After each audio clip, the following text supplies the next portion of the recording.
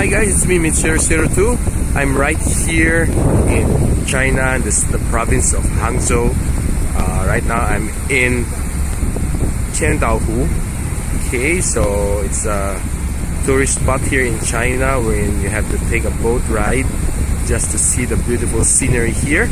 So right now I'm holding the Mi Mix 3. Okay, the latest flagship by Xiaomi for the Mix series. And there's a lot of firsts for this unit.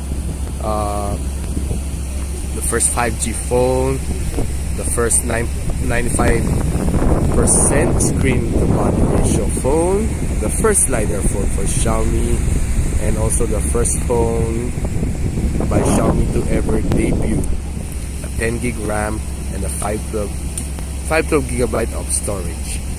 There's so many firsts in this unit, and right now I'm loving this unit. So I'm recording UHD 4K 60 FPS, and you can see how good the video quality is. Okay, so okay, go to the other side, but we'll go against the sunlight. Okay, there's the sun, and you can see the beautiful mountains here in Hangzhou City, which is one of the historic places in China. Okay, the city where Xiaomi has, in this country where Xiaomi has originated. Okay, so you can see